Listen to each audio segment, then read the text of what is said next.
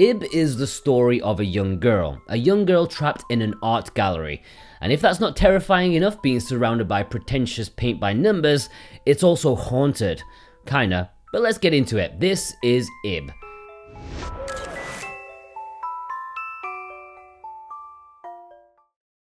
I just have to say something important first though. No, I'm not subscribe begging this time. I want to say Ib is a great game that is not very long, but it is a game that is full of sometimes shocking, sometimes humorous, weird things that I really don't want to spoil for you. Things that should be seen by yourself for the first time. So bear in mind, this is going to be fairly quick, and I'm only going to be showing footage from the early moments of the game. I really don't want to spoil it, but it's hard when every inch of the game has fascinating things about it.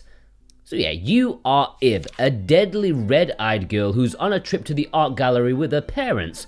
While they're busy blabbering away, you go off on your own. You can try and look at the various artwork and stuff, and you're thinking, this is worse than the flowers of Robert Mapplethorpe on the Philips CDI. But when you arrive on the 3rd floor, something funky happens, and the gallery suddenly becomes empty and silent. Well, except for the sound of ominous footsteps.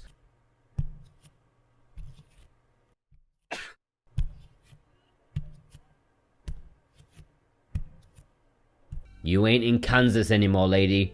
Ib is a puzzle game mixed with mild survival horror. You've got to try and find a way out of this place and try not to get ripped to shreds by murderous dolls or rabid painting ladies. There are lots of different segmented areas that often involve solving multiple puzzles in order to get the key or item needed to access the next one.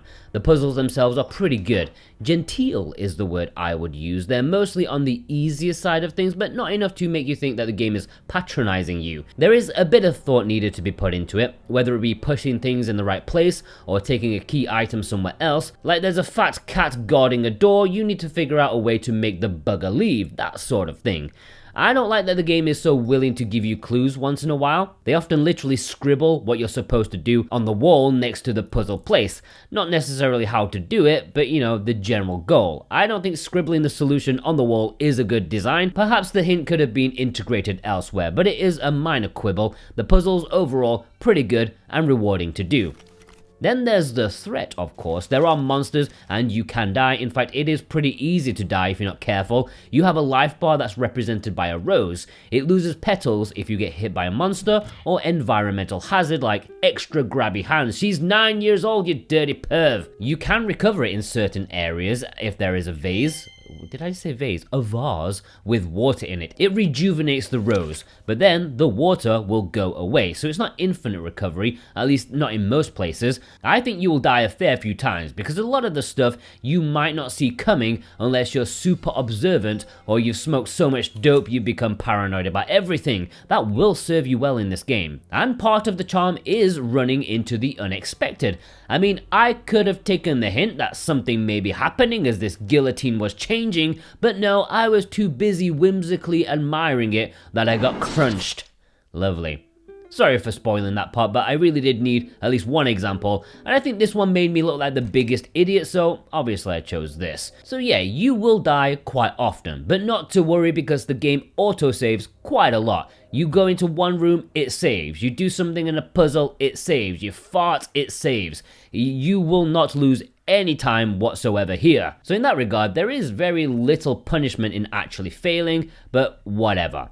The game is really creepy too. You'll walk in and out of rooms and things change. Sometimes just small things to put you on edge. Sometimes a painting will spit at you.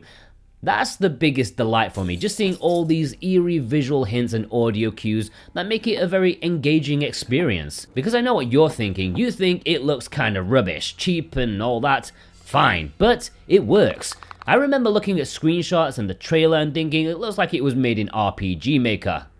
It was. But somehow, when playing, it just works and you will grow to like them. You spend enough time with it, you just get used to it and you accept it. I'm pretty sure that's how hot ladies cope marrying rich old guys. Ib is a good game at doing what it's trying to do. You like puzzles, it's got ya. You like creepy girls in creepy places, well then you need help, but it's also got ya. It's a really fascinating experience that caught me off guard. Now this is available digitally on the eShop. It's $15 in the US, £13.29 in the UK. If you want some eShop credit, check out SwitchWatch.net. We've got some there if you need it. There's also a physical version available, but it's only releasing in Japan at the time of writing this video. There's been no mention of a Western physical, but not to worry because the Japanese version plays in English on any Nintendo Switch. It's affordable and even comes with a mini art book. There's also a collector's edition available too, and that's cheap as well. If you want it, want to keep it forever, or have some resale value, and you want to support us at the same time, go check out the links in the description and the pinned comment. That's where you'll find it to order for yourself. Plus, if you click our link, you can also get 5% off with our discount code SWTV23. Although that is running out at the end of March, so if you're watching this in the future, be sure to subscribe and check out the latest Let's Get Physical video every Monday for the latest code update.